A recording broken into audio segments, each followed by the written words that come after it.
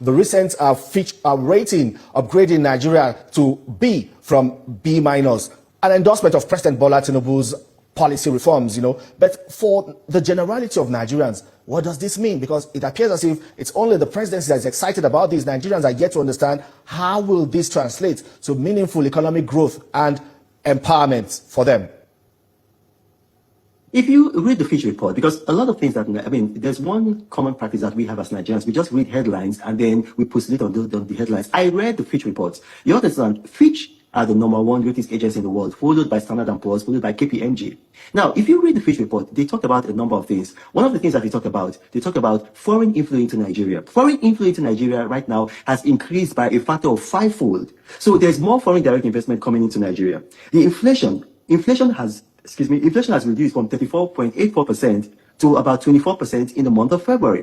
They also talk about reforms of the administration. They talk about the removal of subsidy. They talk about the flotation of the naira. These things are spurring in more local production. That's why we are seeing that Nigeria is now exporting more. So for the first time listen to this, in 50 years, we've had record-breaking trade surpluses whereby we are importing less than we are exporting. So we are exporting more goods to other countries than we are importing. And this is very good because it's making sure that our naira is flowing within Nigeria and then foreign currency is actually flowing in Nigeria. Nigeria is moving towards food security. That's what was also included in the Fitch ratings. So the last time Fitch adjusted their ratings for Nigeria was on Friday, November 11, and they downgraded Nigeria. Now they've upgraded Nigeria. So there is progress. The reforms of the TINUBU administration are actually working.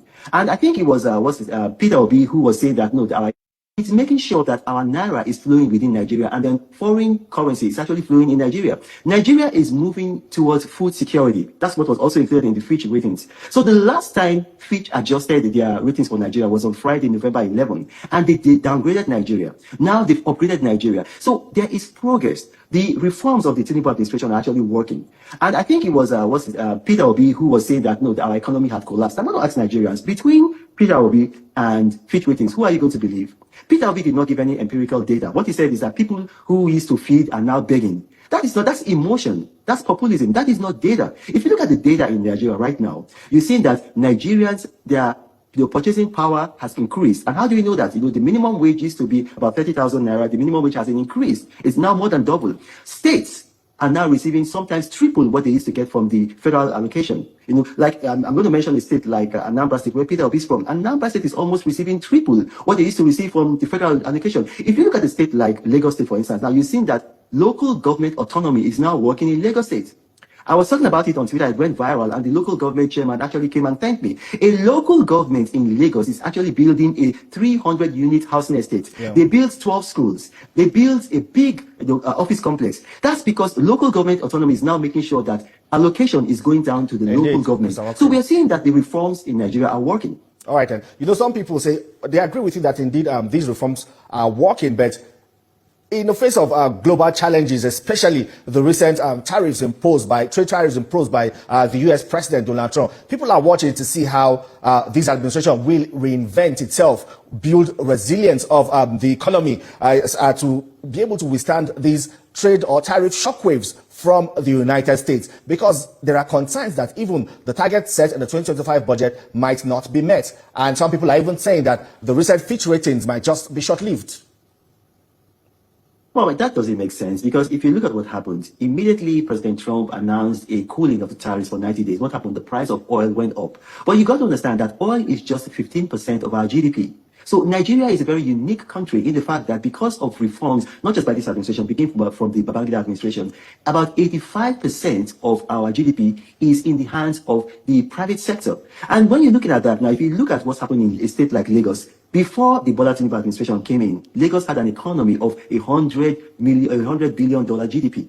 Right now, Lagos has an economy of $259 billion GDP. So that means that in this period of about 2 years of the Bola Tinubu reform, the GDP of Lagos has expanded by almost 3%, almost 300%. If you look at someone like Aliko Dangote, when Bola Tinubu became president on May 29, 2023, his net worth was about $14 billion. That's an approximate. Right now, his net worth is almost double that, because the reforms are working. Because what you have to understand there is this, is that if you have captains of industry, the organized private sector, these are the people that actually employ more people than the federal and the state governments. So when these people are actually improving, it means that the economy is improving. They're going to be employing more people. They're going to be paying people better wages. I'll give another example. Peter Obi, who was talking about, the economy has collapsed. He has interest in the bank. Now, because of my relationship with some people in that bank, I'm not going to mention the name of that bank, but that bank has seen their profit before tax increase by about 300%. So even because of Bola Tinubu's reforms, more money is going into Peter Obi's pockets.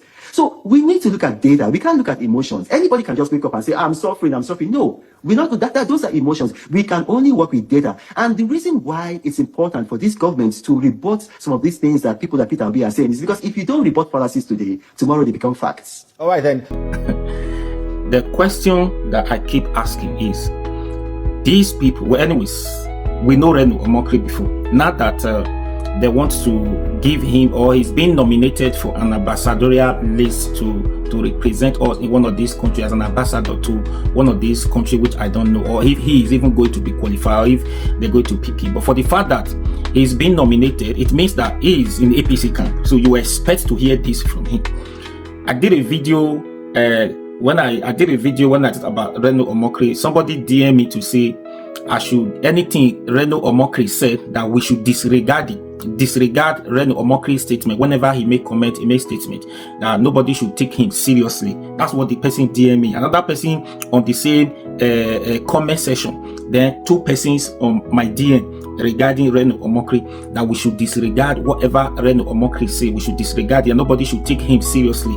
That's why this video now, what you just listening to now, we take it like those people say that we should disregard it. We should take it like he's lying. We already know that he's lying. My another question is, what you just said now, are you talking about another country, or you are talking about Nigeria?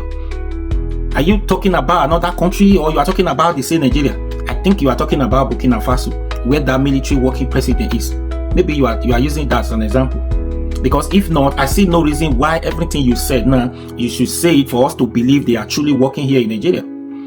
That's capital lie. Do you understand? And again, can't you make your point, or anybody make his or her point without bringing in Peter Obi to this matter? You said under TINUBU'S government, Peter Obi becomes richer. He now has more money in his pocket because TINUBU'S administration is working. What's the meaning of that? I'll be asking. I said, did Peter Obi collected your side chick? Because I'm not going to say why. Peter Obi, we only know. I said the last time I checked, Peter Obi had just one wife. So I don't know if he has a side chick. I don't know. So does Peter Obi collected RENO Omokri's side chick? I'm not going to say wife, if at all. Peter Obi is doing, I don't know. So if not, why is RENO Omokri always attacking Peter Obi?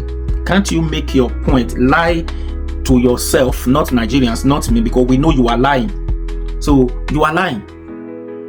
Everything you said now, you are lying. Where are they working? And again, you said that we're talking about data. They should not bring in emotions.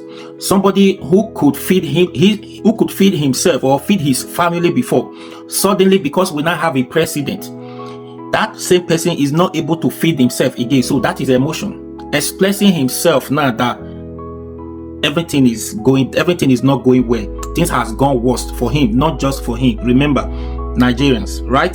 So the person is emotion. So he has millions of naira in his bank account, right? They are begging because they has more money.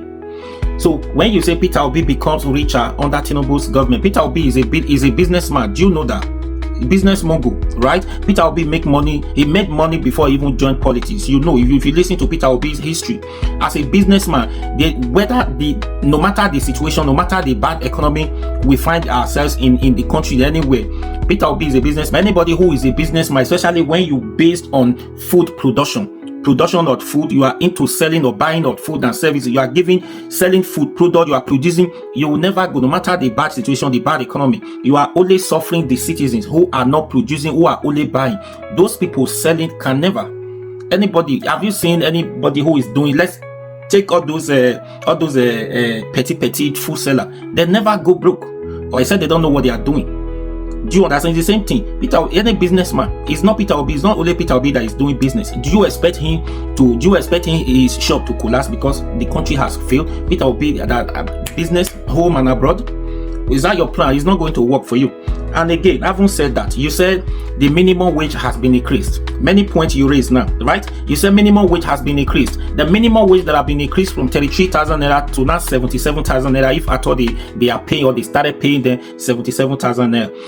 Damn, get it clear. What 33,000 naira will buy you 2 years ago, 77,000 naira will not buy it for you. So what is the need of increasing minimum wage that you cannot use to buy what 33,000 naira can buy for you that time? So people, as I speak to you now, people prefer to take hold that 33,000 naira, let the country be where it was as at the time when they were receiving 33,000 naira. Let the country still remain where it was at that time. It would have been better. Yes, it would have been better. People were advocating for increase in that minimum wage before. Increase the minimum wage, let the living standard still remain where it was. Not to increase the living standard. Even if you increase the minimum wage, the difference is not balanced. What 33,000 naira will buy for you, then 77,000 can't buy it for you. It can't. And again, you said states are now receiving more allocation compared to before. States are receiving more allocation because of the increase in food and services. Obviously, you don't expect allocation. You don't expect Tinubu remove subsidy gun. You don't expect him to give subsidy gun that cause a lot of problems that people are still going through a lot till today. That food services have increased. You don't expect him to continue giving the same allocation. And now even giving increase the allocation given to different states is not even enough compared to what they were receiving before and how they were able to manage it. Do you understand? It's everything double. So what are you saying? So you can only say this to your members to believe that, okay, now APC members will listen to you, say kudos, our guy is doing his job very well, fine.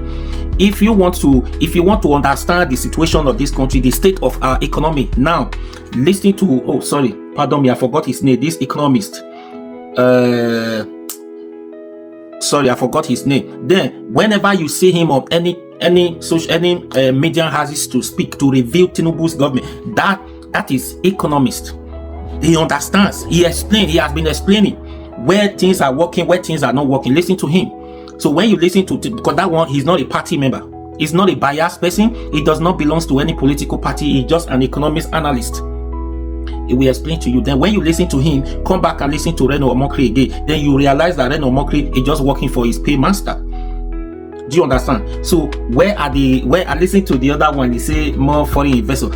Foreign investors are coming. That's what they are still telling us till today. Where are those foreign investors? Before you bring in foreign investors, you need to have a conducive environment for foreign investors to come and invest. The businesses you have, your own citizens that have their big businesses here, they are not able to do their business.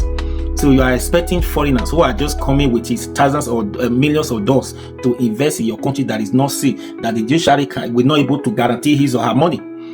So he will not come. There's no time. You can't use money to do trial and error, billions of naira to come and do trial and error in Nigeria where the country is not safe. You say Peter Obi, that one, that is not emotion. Everybody could know your situation, your life, your living standard 2 years ago compare now. So everybody complaining now. So they are just, it's emotion. About go inside house and relax, that they just focus on what you are working for, not come and be lied to people, not be me you won't like give now. Anyways, please share this video.